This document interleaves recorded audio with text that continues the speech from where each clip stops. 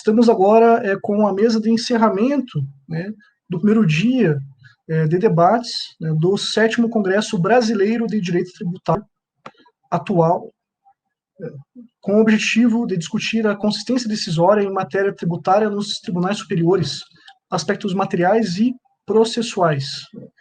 O objetivo da mesa de encerramento, para quem não está familiarizado, é debater, ou pelo menos trazer alguns complementos sobre os temas que foram apresentados e debatidos nos painéis do dia. Nós tivemos 4 painéis em que foram debatidos alguns temas muito importantes. O primeiro painel tratou da coerência e estabilidade da jurisprudência em matéria tributária à luz do primado da segurança jurídica. O segundo painel tratou de como o consequencialismo tem afetado o julgamento de questões tributárias.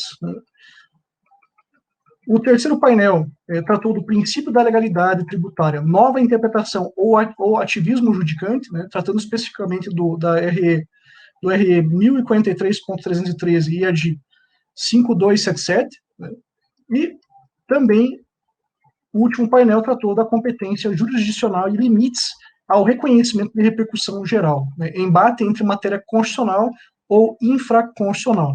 Então, o objetivo desse painel de encerramento, dessa mesa de encerramento, é justamente trazer alguns elementos complementares, algumas perguntas que nós entendemos que merecem também um aprofundamento, talvez um complemento, outros debates complementares, e para colaborar com esses debates, eu gostaria de apresentar alguns expositores que vão colaborar comigo nesse trabalho, nessa missão de encerramento. Primeiramente, eu apresento aos senhores a professora Marina Souza de Moraes Lopes, que é advogada, especialista em direito tributário brasileiro pelo IBDT, bacharel em direito pela UFMG, sócia do escritório Barroso Musi em Barros de Guerra e Associados. Também apresento-lhes o doutor Bruno César Fetterman Nogueira dos Santos, mestrando em Direito Econômico, Financeiro e Tributário pela Universidade de São Paulo, especialista em Direito Tributário e em Direito Tributário Internacional pelo IBDT, bacharel em Direito pela USP e pesquisador do IBDT, e advogado em São Paulo. Também apresento-lhes o professor Diogo Ferreira, que é mestrando em Direito Tributário na Faculdade de Direito da USP, especialista em Direito Tributário Internacional pelo IBDT e advogado em São Paulo. E também apresento-lhes a professora Aline Arraes de Moura, que é advogada, que atua em tributário e propriedade industrial, é MPhil em Law pela University of Birmingham, também atualmente faz especialização em Direito Tributário Internacional pelo IBDT, é membro da Comissão de Direito Tributário da OAB Espírito Santo e secretária-geral adjunta da Comissão Especial de Direito Cultural e Propriedade Intelectual da OAB Espírito Santo, membro do IBDT e da ABPI. Então, os meus colegas, que já lhes apresentei, vão expor algumas questões complementares em relação a cada um dos painéis que foram apresentados no dia de hoje. Começaremos pelo primeiro painel, cujo título, como eu já havia falado, é a coerência e estabilidade da jurisprudência em matéria tributária à luz do primado de segurança jurídica, e quem vai apresentar algumas questões iniciais é a professora Marina. Então, com a palavra, a professora Marina. Obrigada, Jefferson.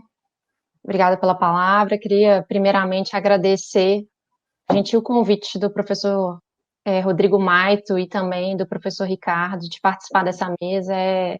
Eu fiquei realmente muito honrada de estar aqui com os meus colegas de BDT, inclusive, de participar de um evento como esse, que todos os anos tento acompanhar, e realmente é uma grande honra.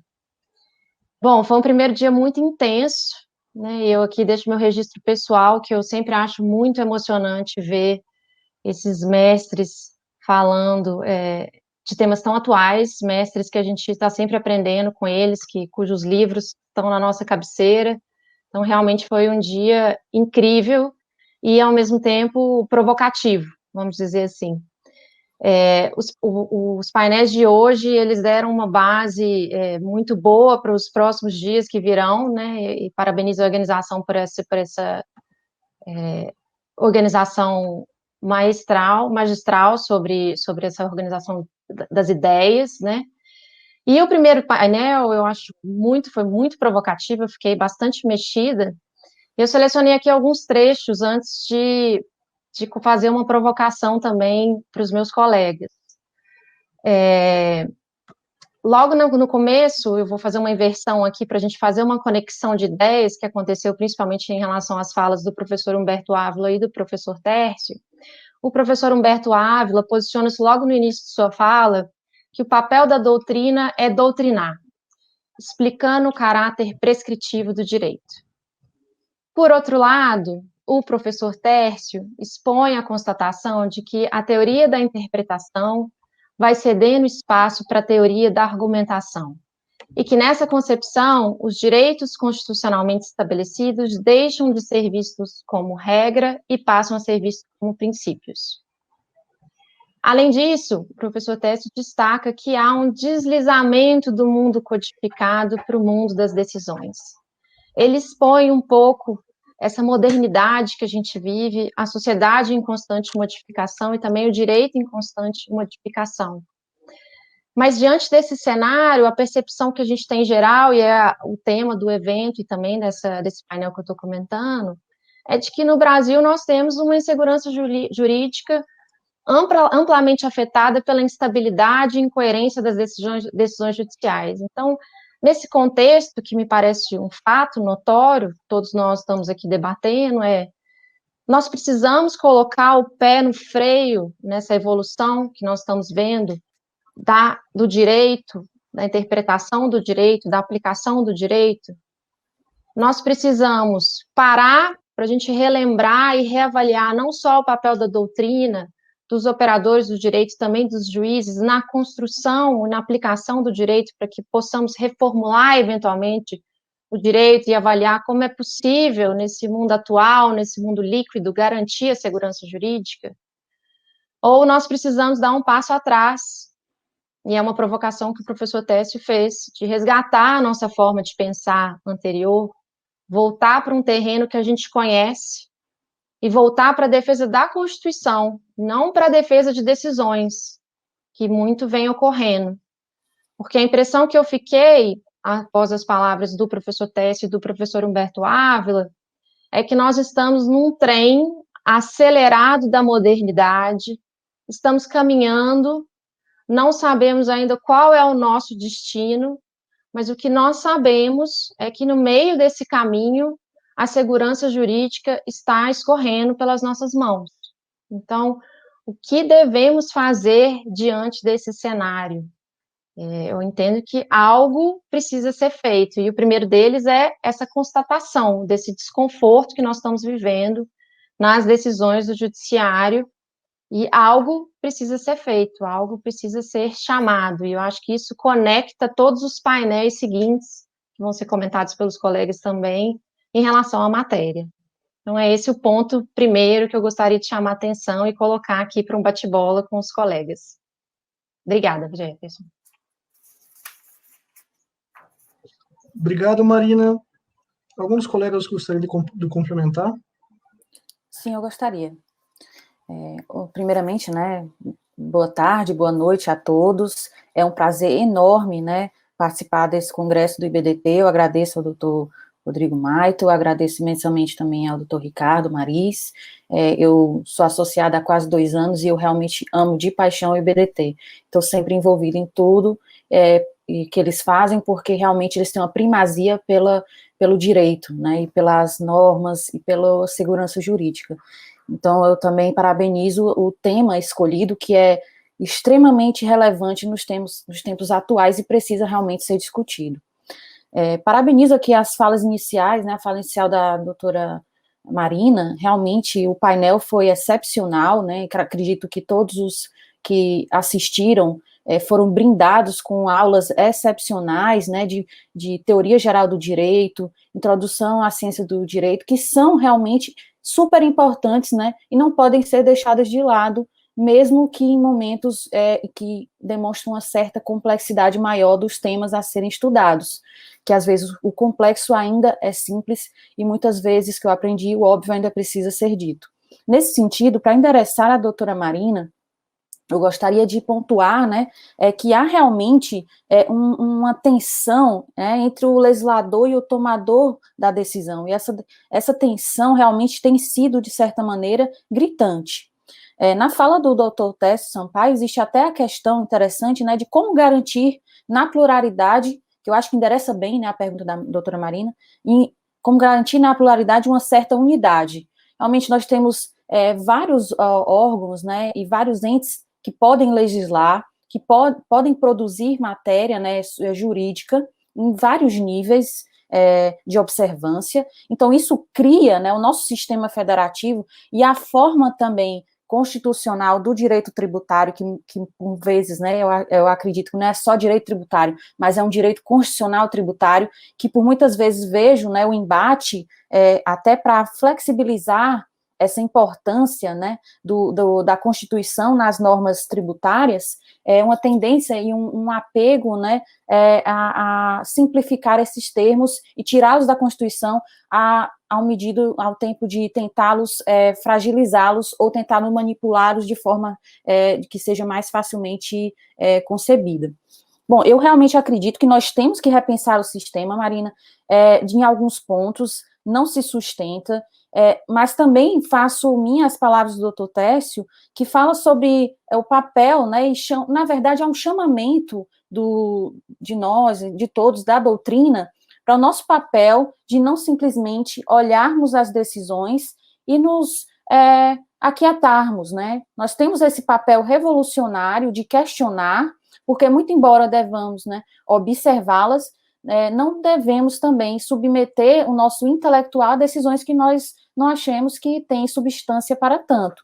Então, eu acredito realmente que até essa mudança, né, uma prevalência da doutrina em relação a uma prevalência agora da jurisprudência em relação à doutrina, eu acho que nós vamos sim encontrar um equilíbrio novamente nesse sentido. Então, eu acho que as coisas estão mudando, vemos isso nos livros de direito, né, as doutrinas agora têm se remetido cada vez mais para a jurisprudência, então, eu acho que a gente vai buscar esse equilíbrio, esse ponto comum. Então, é normal que os poderes, eles tenham momentos de maior prevalência, e aí isso vai encaminhar para uma harmonia do sistema, e essa é a beleza, né, que tem todo o sistema tributário. Então, essas são as minhas palavras iniciais sobre esse primeiro painel, que foi fenomenal. Obrigado, Aline. Muito interessante suas colocações, né, também complementam muito bem as palavras da professora Marina. Eu pergunto aos senhores se vocês teriam algum outro complemento em relação a esse primeiro painel. Eu acho, Jefferson, só para trazer um breve comentário, o Leonardo Castro, que era debatedor do terceiro painel, ele fez uma pergunta, ele citou Hart, e ele fez uma pergunta que acho que pelo tempo não deu tempo de ser tão discutida, mas que diz muito respeito o ponto trazido pela Aline, né? Diante de uma concepção de que o que diz o juiz é o que é o direito, o que a gente faz diante de uma decisão como aquelas que trataram da legalidade tributária, que a gente vai voltar a tratar mais adiante, que eu acho que parece ter sido um consenso ali na mesa, e acredito que seja um consenso entre nós, que é muito criticável, muito errado, nos parece. O que fazer, né, diante disso? Sem pretensão de investigar o que é o conceito do direito ou qualquer outra coisa, eu diria que a gente não pode se calar, né? Enquanto pessoas que contribuem para a doutrina do direito tributário, pessoas que pensam e escrevem sobre o assunto, eu acho que nós temos que continuar falando, continuar respeitosamente, como todos os painelistas bem destacaram, mas continuar destacando e criticando fundamentadamente, tecnicamente, essas decisões, seja em matéria de modulação de efeitos ou quanto ao próprio mérito. Então, acho que é um paralelo importante a gente fazer aqui com o que foi dito pelo Leonardo Castro. Excelente, Diogo. Muito boa a sua colocação. Eu acho que vai muito do encontro com que a doutora Aline e a doutora Marina falaram, né, e também muito no espírito do que foi debatido no painel A, no primeiro painel, né. Eu queria passar rapidamente também a palavra para o doutor Bruno, que quer falar também algumas complementações. Professor Bruno, a palavra é sua. Boa tarde a todas, a todos. Muito obrigado, professor Jefferson.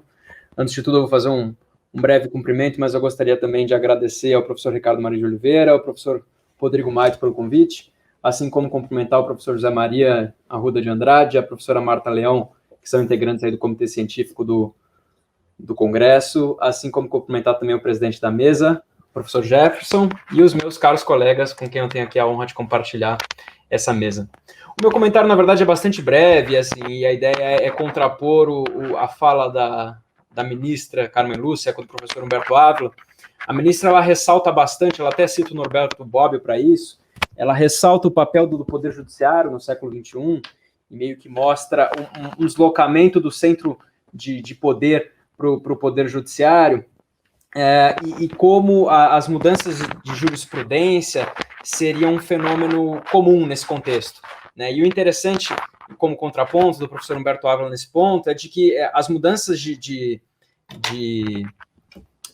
jurisprudência, elas não são contrárias à segurança jurídica necessariamente, desde que, evidentemente, haja aí um respeito ao que ele chama de confiabilidade, né, que é um dos aspectos da dimensão dinâmica da segurança jurídica e da calculabilidade, né? Então, enquanto a confiabilidade se reporta ao passado, então são os efeitos do passado no presente, a calculabilidade diria respeito ao futuro, né? Então, é você poder praticar um ato hoje e ter uma certa segurança ou a confiança de que esses efeitos vão ser preservados no futuro. Então, basicamente essa a minha contribuição para esse primeiro momento.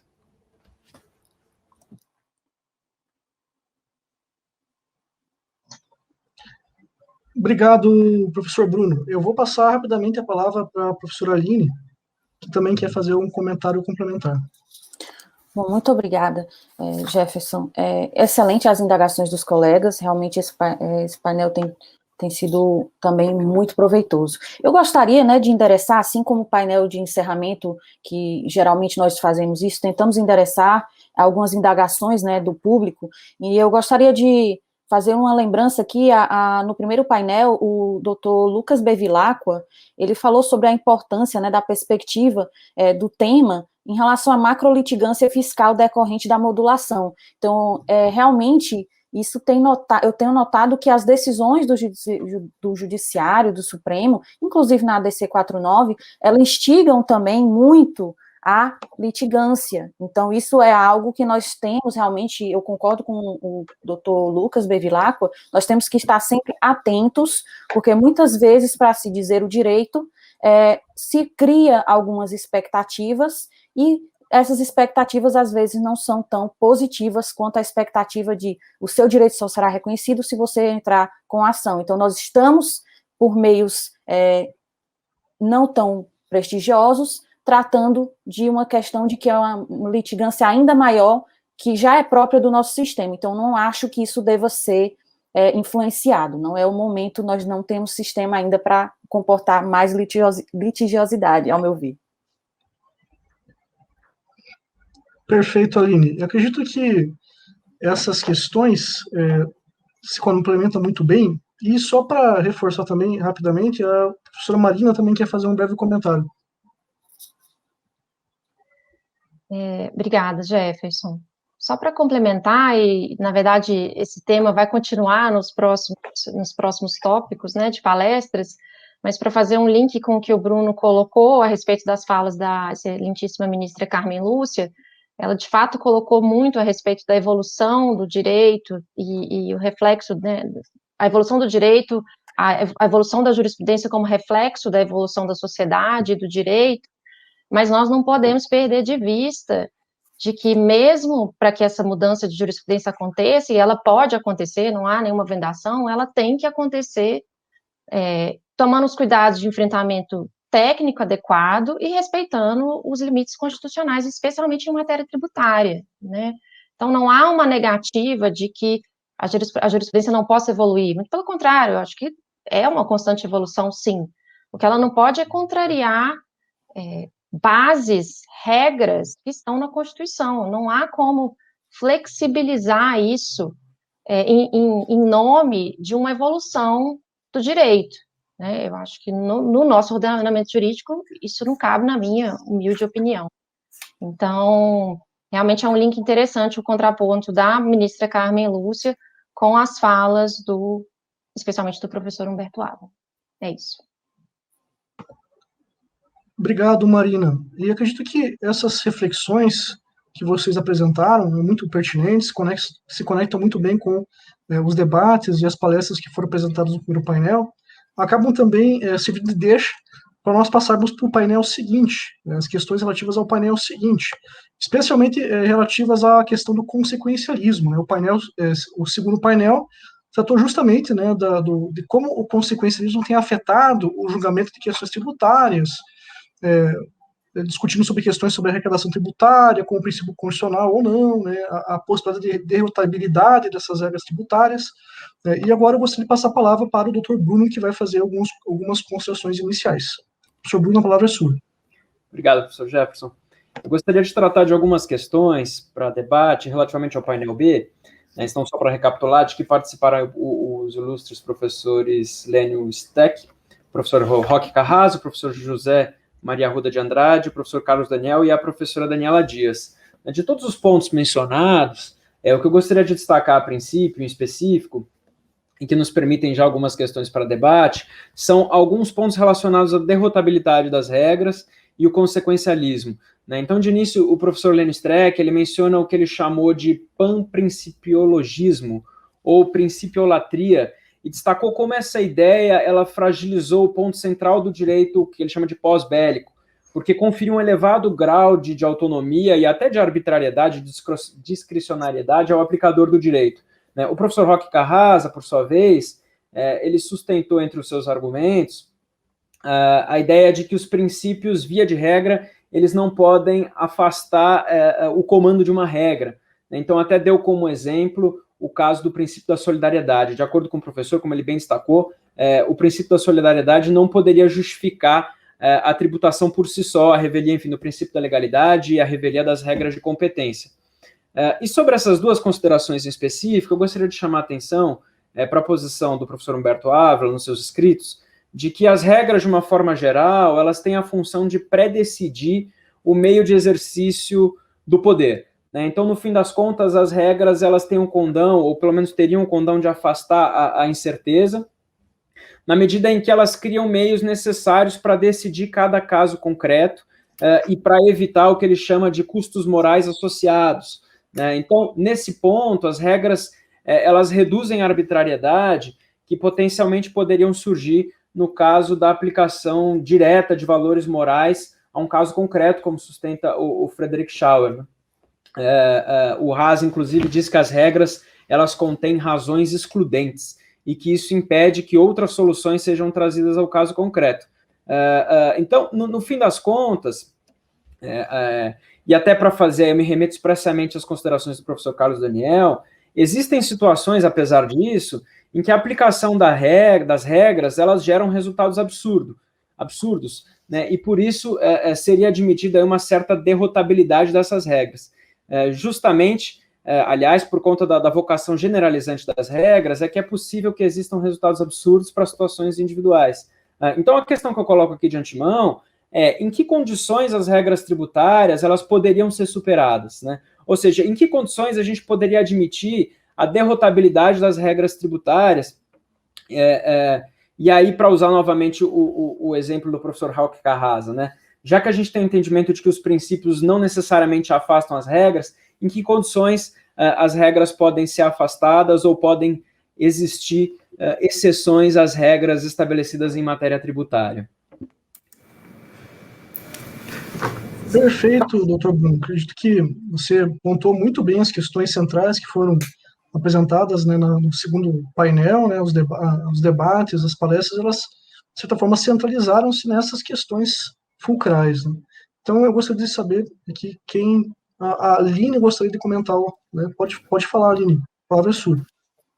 Obrigada. Bom, muito fácil, né? Os pontos do Bruno são realmente simples, né? Por isso que nós estamos discutindo, mas tributário realmente já não é em si simples. Bom, eu vejo que é possível, sim, de certa maneira, ver esse fenômeno jurídico acontecendo, e eu acho que isso acontece até, ao meu ver, pela modulação, em certos casos, que afastam, né, a norma jurídica tributária por certo tempo, né, enfim, isso vai ser objeto, né, descritivo da decisão, né, do Supremo. Nesses casos, sim, acabam acontecendo o que o Bruno comentou. E, ao meu ver, assim, nesse painel, o importante também foi o que o professor Lênio trouxe, né, de que, em meio a grandes críticas há situações em determinadas situações, que a modulação realmente é um dever. Inclusive, nós tivemos alguns casos, né, alguns exemplos citados, que não vou, para ser repetitiva, falá-los aqui novamente. Mas é realmente uma questão muito interessante, porque a constitucionalidade, né, a origem constitucional do direito tributário, certamente faz muitos embates a esse fenômeno. Então, assim, a modulação, ao meu ver, é uma desses casos, Bruno, e por vezes, né, por máximo de críticas que receba, ainda é uma necessidade, não em todos os casos e os últimos casos que têm sido julgados, ao meu ver, mas sim, em alguns momentos ele é necessário. E assim, há sim uma flexibilização até de alguns conceitos constitucionais na provocação do que o Bruno falou, que inclusive foi um tema, né, que o doutor Carrasa trouxe, né, que é a flexibilização clássica, né, que houve no caso dos serviços, né, no julgamento dos operadores de plano de saúde. Então, nós temos que, em meio a tudo, entender que, de nenhuma forma, com o argumento de que tudo tem que ser tributado pelo menos uma vez, né, que é a ideia do single tax purpose, nós não podemos também nos apegar a essa ideia de dizer que tudo tem que ser tributável, porque há sim casos em que não haverá tributação, e há casos também que essa tributação vai ser afastada, assim como no caso de modulação. Essas são as minhas pontuações iniciais. Perfeito, Aline. Passo a palavra agora para o doutor Diogo. Eu acho que, como a Aline bem colocou, a pergunta do Bruno é tranquila, né? E eu me recordo de outras palestras do professor Ávila, ele tem uma frase que eu acho que ele cita, alguém, não vou lembrar de onde é a origem, ele diz que para questões complexas sempre existe uma solução que ela é simples, elegante e completamente errada. Então eu não vou me ousar aqui nesse curto espaço tentar dar uma resposta tão complexa e que merece tanta atenção, inclusive de tantos juristas importantes como nos precederam hoje cedo. Mas o que eu acho que é fundamental a gente refletir é uma questão envolvendo a realidade. A gente já vive num contexto em que princípios, ou talvez não sejam nem princípios propriamente dito com valor normativo, como o professor Steck bem destacou, mas talvez valores mais abstratos, sejam muitas vezes considerados para efetivamente derrogar normas, regras tributárias, regras jurídicas efetivamente. Eu acredito que, além de a gente avaliar se isso é ou não possível, como o Bruno bem colocou, a gente tem muita clareza de quais são esses critérios e como controlar efetivamente esses critérios. E que esses critérios sejam sempre estabelecidos com coerência. Fazendo um paralelo com o que a Aline bem colocou, eu acho que a gente pode pegar o exemplo da modulação de efeitos e tentar entender como vai ser feito em outros dias, né, em outros momentos do Congresso, se a jurisprudência do Supremo nessa matéria é efetivamente coerente. E coerência, claro, né, não é você sempre decidir da mesma forma, mas você se atentar efetivamente aos fundamentos daquela sua decisão e, naturalmente, considerar as peculiaridades de cada caso. É óbvio que muitos autores, como o próprio professor Ávila, que eu comecei mencionando, destaca que a modulação de efeitos tem sido aplicada de uma forma com a qual ele não concorda, com a qual não tá de acordo com a gênese, com a ideia original da modulação de efeitos.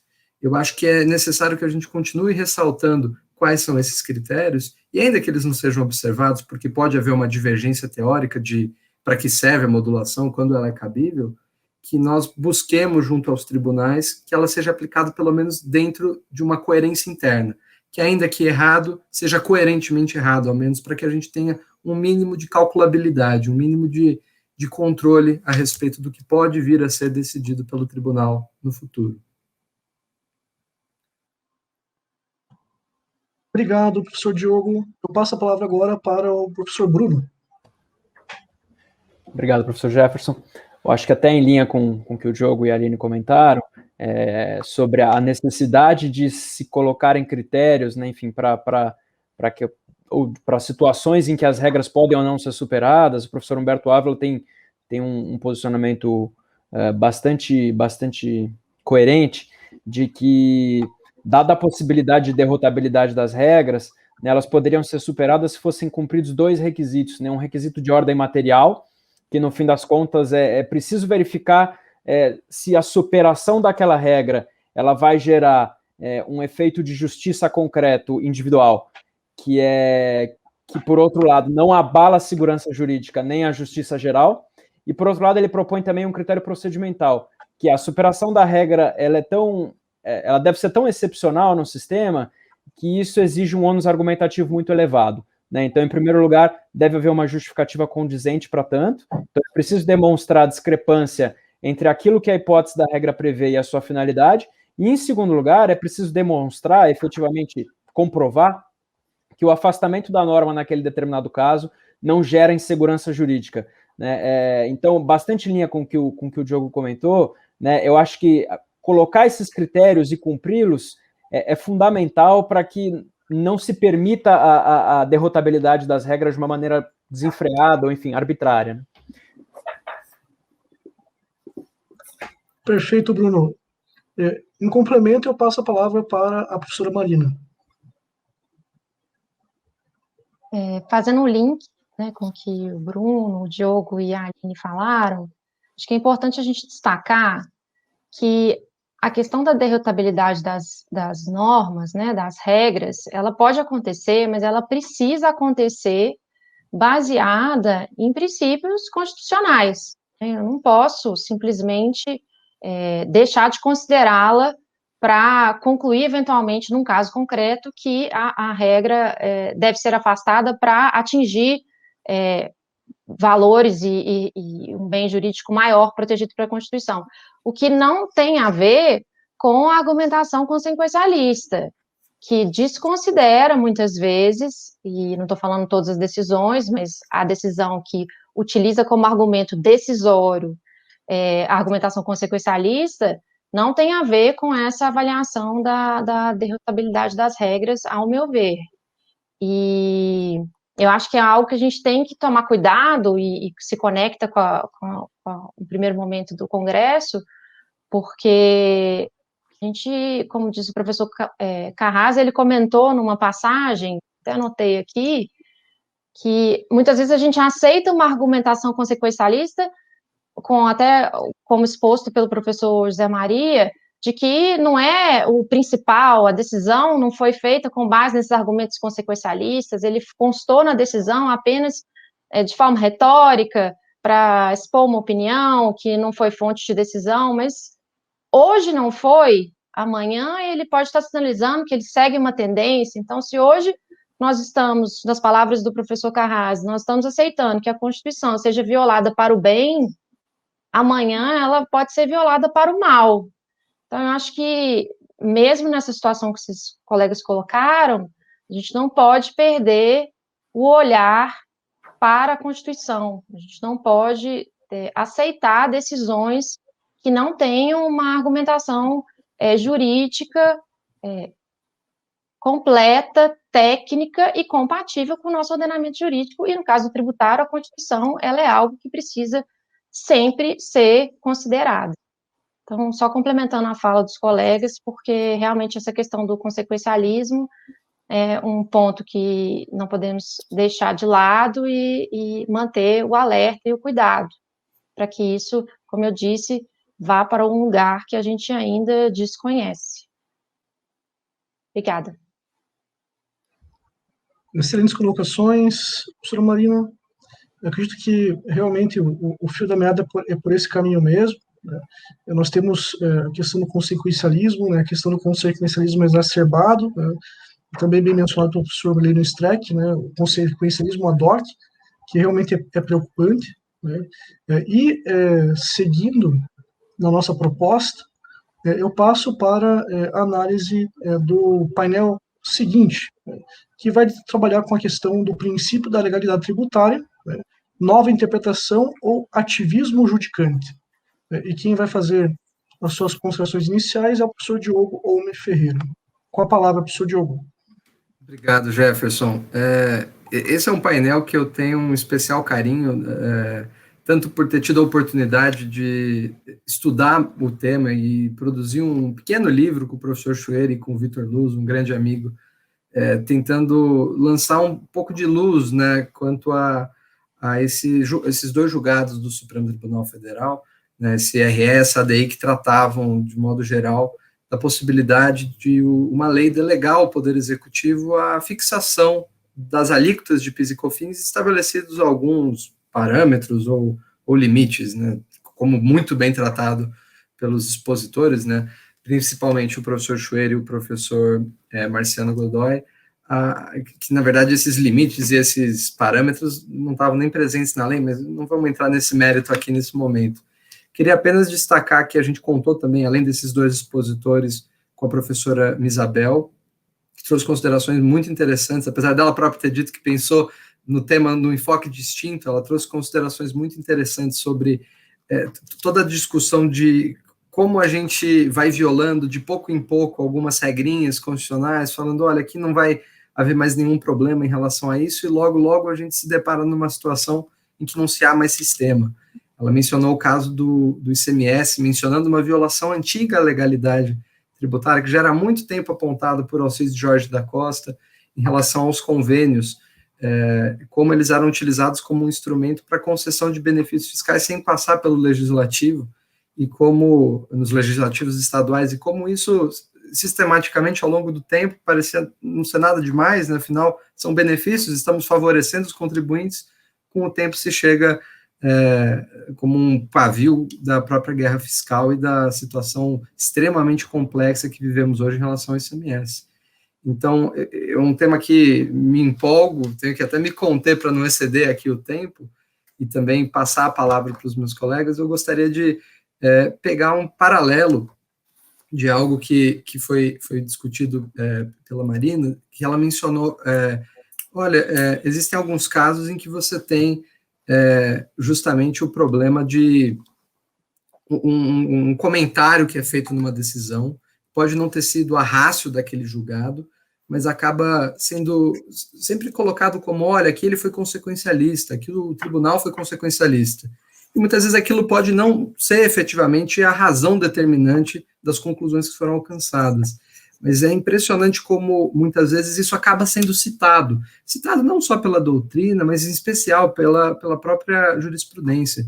Isso acaba sendo citado em outros casos e, com o tempo, aquilo que talvez não fosse determinante, aquilo que talvez fosse afastado pelos julgadores em momentos anteriores, se fosse uma posição minoritária, acaba virando precedente. Precedente no sentido mais simplista da palavra, de material para citação de algum posicionamento.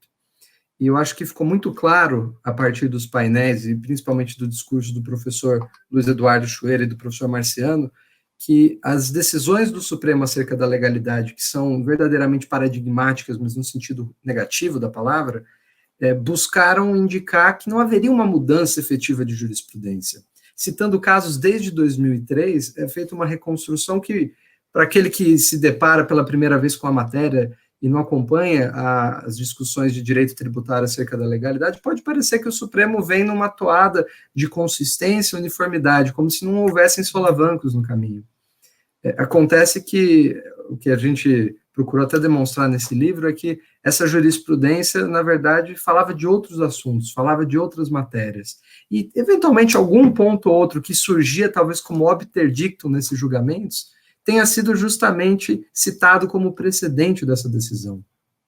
E aqui eu acho que o tema da coerência se mostra cada vez mais importante. Natural que coerência, como o professor Zilvetti sempre lembra nas mesas de debate do BDT, não é poder não mudar de entendimento, não poder se dizer, olha, eu estou equivocado, precisamos mudar a forma como interpretamos esse dispositivo, mas é fundamental que essas mudanças sejam feitas em cima da mesa. Eu acredito que, além das críticas à consistência interna do voto do ministro relator, ou a outros fatores trazidos já pelos painelistas, é importante a gente destacar que o Supremo não reconheceu uma mudança de jurisprudência, tratou como se fosse um dia ou outro qualquer. Então, eu queria não trazer como pergunta, mas mais como uma provocação para dar início a essa conversa sobre o terceiro painel do dia, passar agora a palavra para os meus colegas. Perfeitas colocações, professor Diogo. Na sequência, eu vou passar a palavra para a professora Aline. Obrigada. Parabenizar, né, ao Diogo pelo excelente livro, né, que está disponível gratuitamente. Então, isso mostra, né, o comprometimento com a ciência do direito, né, e com, enfim, a própria evolução do conhecimento. Então, parabenizo ao Diogo pelo livro e também os coautores. Bom, excelentes indagações, realmente. O tema é extremamente frutífero. O que me lembra, né, a questão que o Diogo trouxe, foi de que, às vezes, esses argumentos alegóricos, né, que se fundamentam em um suposto exercício, né, de erudição, muitas vezes eles até são utilizados, mal utilizados, de forma despretensiosamente ou não, mas eles são usados, né, mas até que ponto isso se torna um fundamento, né? E, assim, como houve até um paralelo, né, nos painéis anteriores, né, que citar uma ementa, o perigo de citar ementa, né, sem realmente se debruçar sobre o caso, sem se debruçar como processo. Foi feito um paralelo, né, como se fosse alguém lendo a orelha de um livro, mas parando por aí. Então, muitas vezes, né, existem utilizações de partes dos processos, da jurisprudência, de forma realmente com outro sentido, né, prejudicial, para ludibriar, faz parte, por isso nós temos que estar atentos, né, às decisões, atentos também às fundamentações, né, estar sempre estudando, se aprimorando, porque isso é necessário. Então, assim, desse painel 3, eu também gostaria de destacar a fala do professora Isabel, que falou também sobre o ativismo judicante, né, que ela fala até que ela tem até uma visão tautológica, né, do termo, porque o poder judiciário, como um poder, ele cria. Então, para ela, até essa questão de ativismo judiciário já seria uma tautologia. Concordo com que realmente o poder cria, mas ele não tem como criar de forma sem fim, né? Então, ele não tem esse poder de criar de forma infinita. Então, nós temos realmente ter cuidado. E destaco também ainda, antes de passar para os colegas, né, dois breves trechos, né, da fala da doutora Isabel Derby, que muito me comoveu, é de que o futuro começa no passado. Então, nós precisamos garantir que esse futuro tenha um mínimo de previsibilidade. E outro ponto que ela, para finalizar essa primeira intervenção do painel 3, é de que toda decisão judicial, ela tende à universalidade, né, tendo visto que esses casos semelhantes vão ser apreciados de forma semelhante, ou então, pelo menos, deveriam ser. Imagina se todos os juízes, né, se eles tivessem essa ideia e essa responsabilidade com o julgado, porque ele seria tendente a ir para a universalidade. Imagina só como nós teríamos decisões cada vez mais irretocáveis. Agradeço. Perfeito, Aline. Eu vou passar a palavra agora para a professora Marina. Obrigada. Eu gostaria de complementar as falas dos colegas e do Diogo, e eu fiquei pensando, vendo uma apresentação do professor Chueira, excelente, inclusive, o livro, Diogo, muito bem colocada, a forma de exposição, né, da análise, brilhante, parabenizo todos os autores, e eu fiquei com o pensamento de que nós estamos aqui falando de que não há uniformidade da jurisprudência, não há coerência na jurisprudência, mas quando a gente vai para os acórdons para analisar uma decisão, o que a gente sente é que ou temos realmente, como foi colocado pelo professor Ricardo Maris no início desse evento, um déficit de fundamentação, ou realmente a gente tem um problema de interpretação, porque quando a gente começa a ler as decisões, a gente fala, gente, tá uniforme, tá citando o precedente X, Y, Z, cita as falas para justificar a conclusão, quer dizer, um desavisado realmente acredita que aquilo ali reflete o posicionamento da corte. E isso ficou claro na apresentação do professor Chueire, e lendo recentemente o acórdão de SS que analisou a incidência sobre a franquia, o que a gente visualiza é que o ministro Gilmar Mendes começa relatando como se o assunto já tivesse sido tratado e claramente em outras oportunidades. Então, e não reconhece, como o Diogo disse, nenhuma virada jurisprudencial. Há outros argumentos de que a fala do ministro Fux no relatório em que analisou a incidência de ISS sobre as atividades de operadoras de plano de saúde, não fundamentou a decisão, então, de que não havia uma virada. Mas, realmente, a gente fica confuso. Então, ou é um problema de déficit de fundamentação, ou há um problema de interpretação que eu realmente não estou entendendo, né? Então, é uma realidade surpreendente que a gente está vivendo hoje e que foi muito bem debatida hoje no Congresso. Marina, se você me permite um rápido comentário, tem um risco aqui, né? Porque o Supremo diz, eu estou sendo coerente, olha, minha jurisprudência está aqui, posta. E o próprio Supremo falando isso é esquisito a gente, né? A gente talvez se sinta meio mal de falar, não, você não está sendo coerente, na verdade você disse outra coisa naquele outro julgado. Me lembra a ministra Carmen Lúcia, no julgamento recente do ICMS na base de cálculo do PIS e COFINS, que em dado momento do desembargo de declaração, o ministro falou, o voto não fala isso, ela falou assim, fala assim, eu que escrevi o voto, eu sei o que tem no voto. Então a gente corre esse risco, mas eu acho que a gente tem que insistir, fundamentadamente, apontar isso que a gente vê como uma incoerência. Só voltando, desculpa, presidente Jefferson, só voltando, Imagina. Da questão reforçando essa questão das falas retóricas ou alegóricas, como foi colocado pelo professor José Maria, que naquela ocasião, ela realmente, não influenciou no julgado, mas é o que o Diogo colocou, essas falas, elas são colocadas fora de contexto em outros julgamentos, elas são ditas como premissas de julgamento, e elas vão influenciar julgamentos futuros. Então, assim, a questão é séria, né? Eu não posso simplesmente soltar no meu voto algo que realmente não vai contribuir. Se eu não quero tomar uma decisão pelas consequências, por fatores econômicos, por fatores de caixa do governo, isso não tem que constar no voto, isso não é argumento jurídico. Ainda que de fato não influencie eventualmente a decisão, isso pode ser utilizado de uma maneira inadequada futuramente, e é o que a gente está vendo, né? Então, realmente merece cuidado esse tema. Excelentes comentários, Diogo e Marina. Eu vou passar, então, a palavra para o professor Bruno também, que vai acrescentar também algumas questões.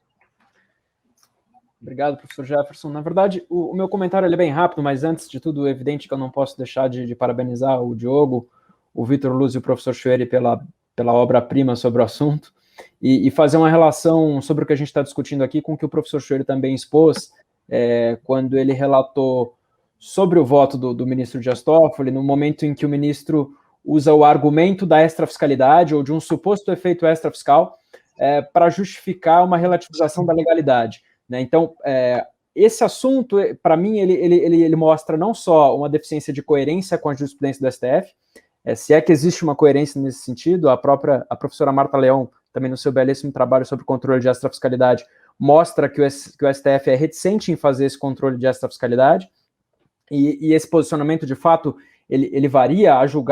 Tem julgados mais recentes em que o STF, de fato, entra em uma análise de ordem dos efeitos da extrafiscalidade à luz de princípios de ordem tributária e econômica, como deve ser, mas há casos em que ele simplesmente se esquiva a pretexto de que isso está dentro de um suposto poder de discricionariedade do Poder Executivo, e há também aí a falta de consistência, né? Então, não só de coerência da jurisprudência do STF, mas me parece também que de falta de consistência dentro da própria decisão, que é usar o argumento extrafiscal como se ele fosse suficiente para relativizar a legalidade, né? E aí, se a gente pudesse voltar na discussão anterior em que a gente falava sobre a derrotabilidade da regra, me parece que está sendo usado um argumento que não é suficiente para superar a regra, ou enfim, para tornar a regra derrotável, mas ainda assim isso de alguma maneira lamentavelmente é feito.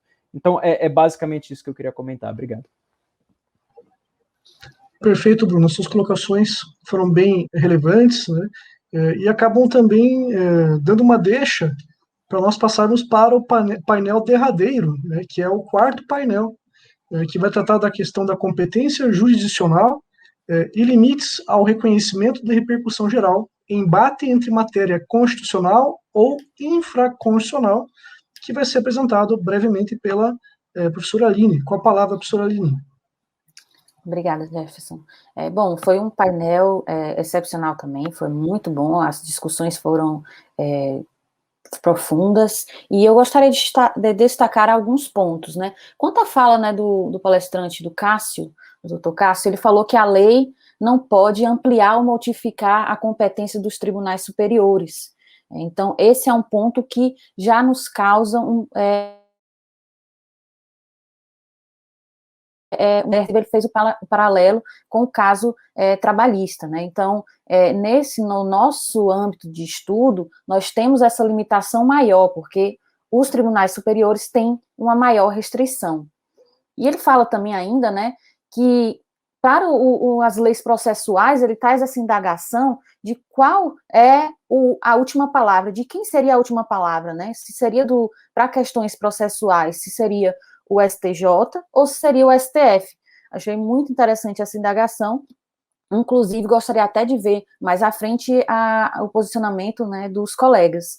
E assim, nós temos que entender, né, sobretudo, que o nosso modelo tributário, ele é pautado na Constituição. Isso nos traz alguns problemas, mas também nos traz algumas benesses. Nós não podemos descartar, e em nome de uma flexibilização, desconfigurar todo um sistema. Ou se trabalha com o sistema da forma que ele é, baseado na constitucionalidade, ou então nós temos que pensar em outro sistema. Não adianta também, como eu tenho visto em algumas decisões, fazer um afastamento das questões constitucionais em prol de outros interesses que também são importantes, mas enquanto nós tivemos, ao meu ver, essa estrutura, esse modelo de direito tributário, que é sui generis, comparado a outros países, nós não podemos trazer esses paralelos e traçar essa flexibilização de uma forma tão ampla.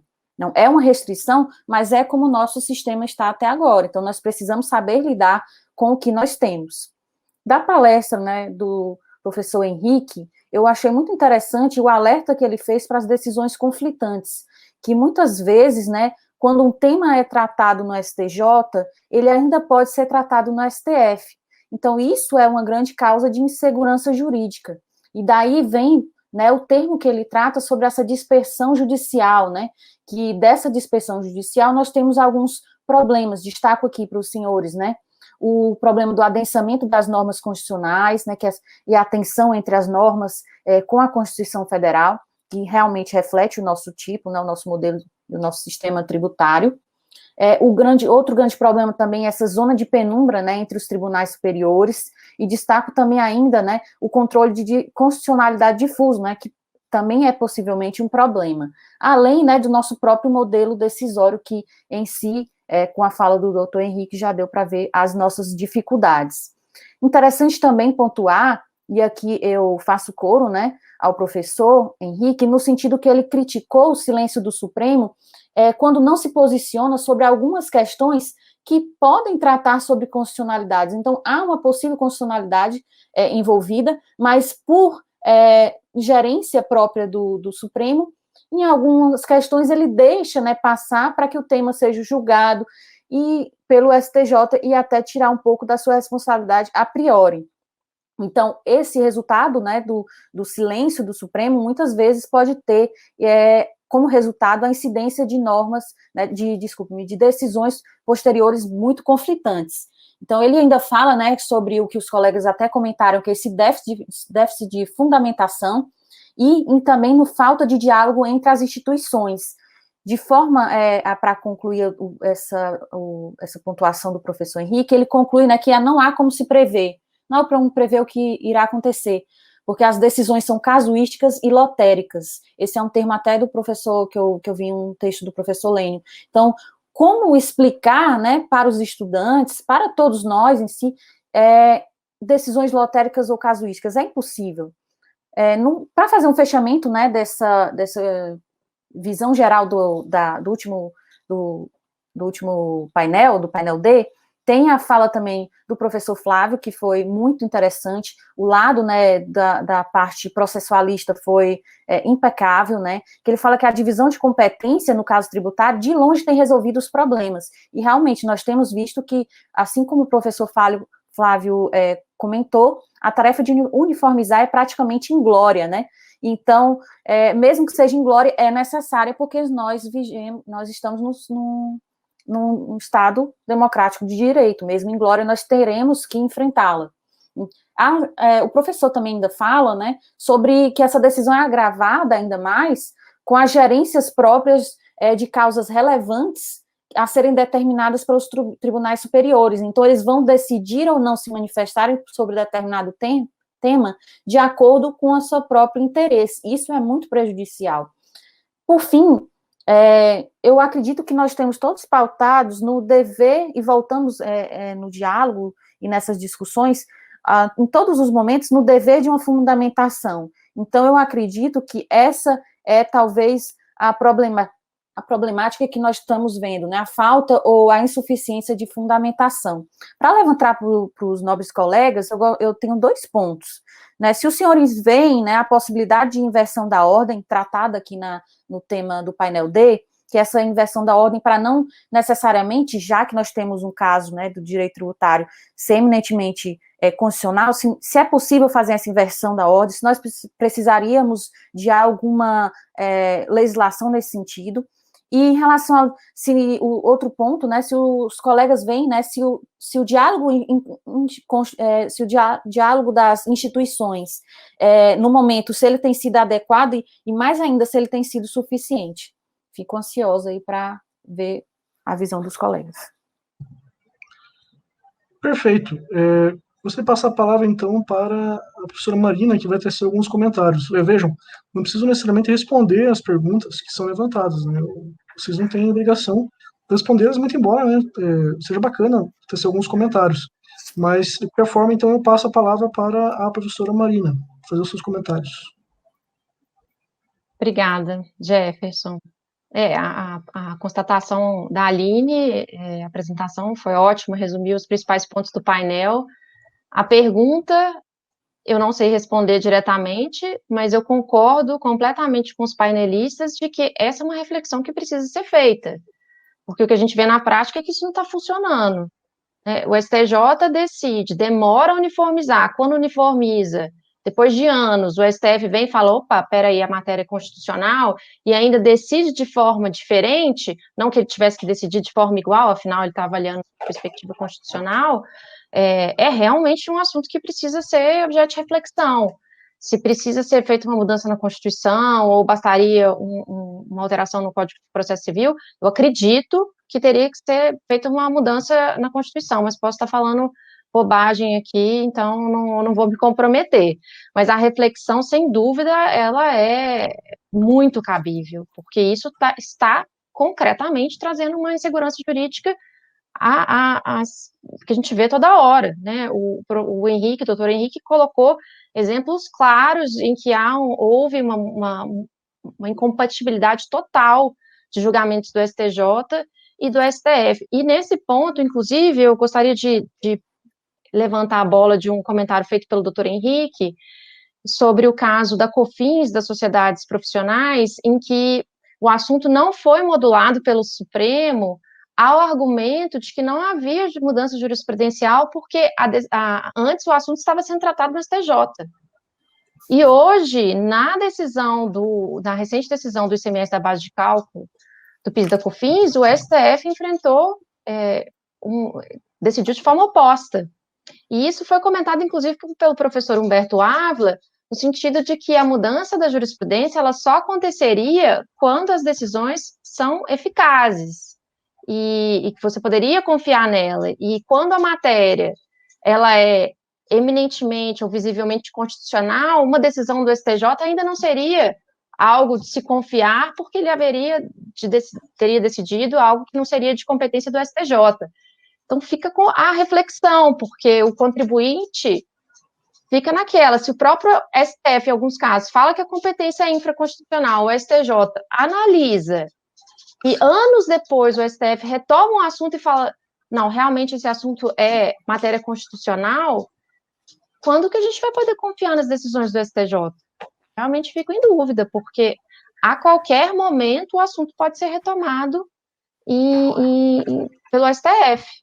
Inclusive, a gente teve recentemente um assunto que estava pacificado, que era indenizações e incidência de imposto de renda sobre indenizações, estava pacificado pelo STF que o assunto é matéria infraconstitucional, e esse ano o STF retoma o assunto e enfrenta, reconhecendo que é matéria infraconstitucional, mas em virtude de uma arguição de inconstitucionalidade feita pelo tribunal, o STF enfrenta a matéria, ou seja, o STJ realmente está numa situação em que tenho dúvidas de quando podemos ficar tranquilos com até recursos repetitivos no STJ. A situação de insegurança é total. Passo a palavra para os colegas. Obrigada. Perfeito, professora Marina. Vou pedir, então, que o professor Diogo responda algumas questões e complemente. Ok? Eu acho que alguns dos comentários da Aline sobre o que é o critério para reconhecer a existência de repercussão geral e essa inconsistência que a Marina bem destacou, me fazem lembrar de alguns exemplos, né, que foram dados, se eu não estou enganado, pela Fernanda Pazello, né, que estava coordenando os trabalhos dessa mesa, quando ela mencionou, por exemplo, que no caso do ICMS na base de cálculo do PIS e COFINS, a questão é constitucional e tem um determinado desfecho. Na hora de se tratar da CPRB, você tem um outro desfecho. Na hora de tratar do ICMS-ST, a questão não é constitucional. E me faz lembrar de uma discussão que tem inúmeros desdobramentos e que sempre me deixa na dúvida, né, de qual que é a razão de uma determinada verba ser tratada de uma forma e outra de uma forma completamente diversa, que é o caso das discussões sobre contribuição previdenciária e sua base de cálculo, que muito se discute se o aviso prévio indenizado é tributável, se o terço constitucional de férias é tributável, se o salário maternidade é tributável, e por aí vai. E eu sempre me lembro que o aviso prévio indenizado, há muito tempo o Supremo disse que a questão não é constitucional. E o terço constitucional de férias, por outro lado, a gente bem sabe que ano passado o Supremo não só se propôs a analisar a questão, como da mesma forma acabou dando uma decisão pela incidência, revertendo a jurisprudência do STJ de tantos e tantos anos. É claro que os níveis de análise eram distintos, mas me leva até uma outra discussão que eu sempre tenho com o pessoal do escritório, que é, se o Supremo diz que é constitucional a incidência e o STJ diz que ela é ilegal, não deveria ter cobrança, porque se o tributo depende da existência de lei para ser exigido, pouco importa que a Constituição o autorize. Eu acho que o professor Humberto Ávila bem tratou, que você tem uma autorização, uma faculdade para o exercício daquela competência, mas se a lei conforma de uma forma distinta, teoricamente você não teria incidência da mesma forma. Então, pelo menos numa discussão como essa, me parece que, pelo menos numa perspectiva lógica, né, de exigência do tributo, você ainda assim não deveria ter a cobrança, se o STJ diz que na legislação federal não tem autorização para se cobrar. Mas é claro, a questão tem 1001 desdobramentos que, pelo adiantar da hora, acho que não vale a pena a gente entrar nesse ponto específico, serve mais de exemplo. Excelente, professor Diogo. Então, para complementar essas questões relativas ao quarto painel, eu vou passar a palavra para a professora Aline também. Obrigada. Bom, realmente, né, isso foi até quase que unanimidade no painel D, que realmente a indagação do professor Cássio, ele trouxe essa inversão, né, como uma necessidade, até por conta das raízes constitucionais do direito tributário. Então, os painelistas entenderam que o Supremo realmente deveria poder ser provocado e inverter essa ordem, né, para tomar prevalência sobre a manifestação de algum assunto que entenda ser constitucional. Óbvio que seria muito melhor que já tivesse um dispositivo expresso, né, para que isso não gerasse mais problemas no futuro, mas essa possibilidade foi comentada. Eu gostaria também de tratar só um ponto muito rápido, né, que o nosso querido colega Hugo Leonardo, né, comentou no chat, no painel 3, que a carga tributária é medida pelas despesas do Estado. Se o ministro do STF estivesse mesmo preocupado com a nossa alta carga tributária, deveria se preocupar em reduzir despesas e privilégios do próprio Poder Judiciário. Bom, esse, para mim, eu agradeço, né, a todas as participações de todos aqui, e realmente esse é um problema que eu tenho visto e que nós temos que lidar também, e para mim, é uma consequência do descasamento entre o direito financeiro e o direito tributário. Então, eu acho que o problema, né, tentando endereçar o seu questionamento, é bem maior do que me parece ser explorado por alguns colegas. E aí, agradeço. Excelentes colocações, Aline. Pessoal, a nossa proposta na mesa de encerramento era justamente trazer algumas colocações adicionais, né, não apenas complementando, né, as palestras que foram apresentadas, os debates que foram promovidos, mas tentar reforçar alguns pontos, né, que na nossa leitura pareciam convenientes, oportunos, né. Nesse sentido, acredito que nós conseguimos cumprir muito bem essa proposta, né. Nós não buscamos oferecer uma resposta pronta para cada painel, até porque seria muita pretensão da nossa parte, né. Mas tentar buscar algumas reflexões adicionais, né, para tentar fechar esses argumentos, essas reflexões de forma harmônica, né, até porque os painéis, como nós podemos observar, né, eles dialogam, eles se harmonizam, porque eles acabam se centralizando em pontos comuns, como a questão da segurança jurídica no ambiente decisório, né, e todas as repercussões que essas questões trazem, né. Então, tentando seguir uma pontualidade britânica, ou germânica, né. Eu gostaria de agradecer muito a presença dos colegas, né, o professor Bruno, a professora Marina, o professor Diogo, a professora Aline, que tanto acrescentaram, né, a esses debates, a essas reflexões, né, brilhantes tributaristas, né, uma nova geração que está chegando, né. Fico muito feliz de participar dessa mesa de encerramento. Reforço também meus agradecimentos ao Dr. Ricardo, ao Dr. Rodrigo, ao Comitê Científico do Congresso, à diretoria do IBDT, né, pela oportunidade, né, e parabenizo a todos pela participação, né, e com essas considerações finais eu encerro os trabalhos e agradeço a presença e a paciência de todos que nos acompanharam. Então, boa noite a todos, né, e até o painel de amanhã. Muito obrigado.